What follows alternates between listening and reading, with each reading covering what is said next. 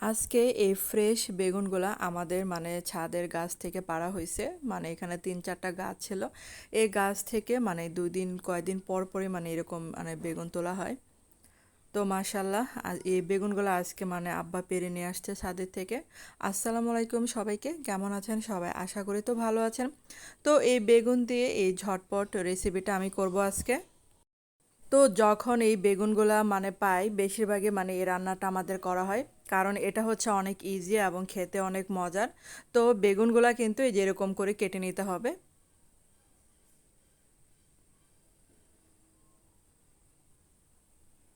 তারপর আরেকটা বেগুন কেটে দেখাচ্ছে। আর আমার চ্যানেলে যদি আপনারা নতুন হয়ে থাকেন, চ্যানেলটাকে সাবস্ক্রাইব করে পাশে থাকার অনুরোধ রইল, এবং সাথে যে একটা বেল আইকনটা আছে সেটা ক্লিক করে দিবেন, তাহলে আমার ভিডিও প্রতিদিনের নোটিফিকেশন পেয়ে যাবেন। আর এই যে দেখেন একটা বাটিতে আমি এই যে বেগুনগুলা রেখে দিচ্ছি।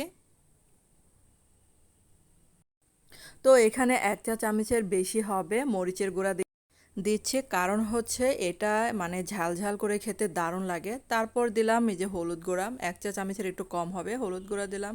তারপর দিলাম স্বাদ মতো লবণ। আর এই বেগুন ভাজাটা মানে যত ঝাল ঝাল হবে খেতে ততটাই মজা হবে। আর এই যে বেগুনের মশলাগুলো ভালো করে মাখিয়ে নিচ্ছে, আর কিন্তু কোনো মশলাই আমি দিব না।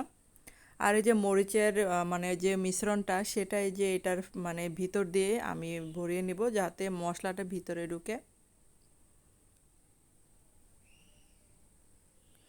তো একটা প্যানে এখন তেল দিচ্ছি।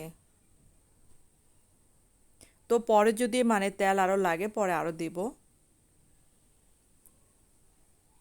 এখন এই যে একটা একটা করে সবগুলো প্যানে দিয়ে দিচ্ছি।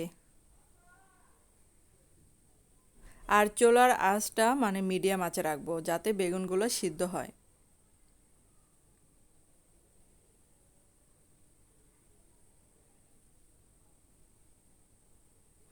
তারপর যে বাটিতে যে মশলাগুলো ছিল সেগুলো উপর দিয়ে দিয়ে দিব।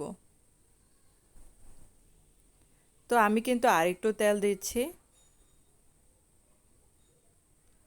আর এই যে যখন এক পাশ হয়ে যাবে তখন উল্টিয়ে দিব সবগুলো।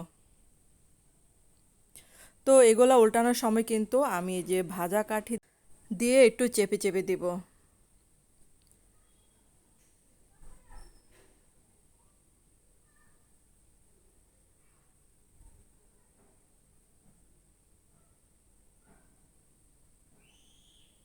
তো বেগুন ভাজাটা কিন্তু হয়ে গেছে। তো এখন গরম ভাতের সাথে খাবো।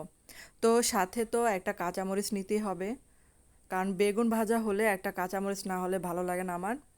আর গরম গরম ভাতের সাথে এই বেগুন ভাজা আর সাথে একটা কাঁচামরিচ আর কিছুই লাগে না, এটা দিয়ে খাওয়া হয়ে যাবে।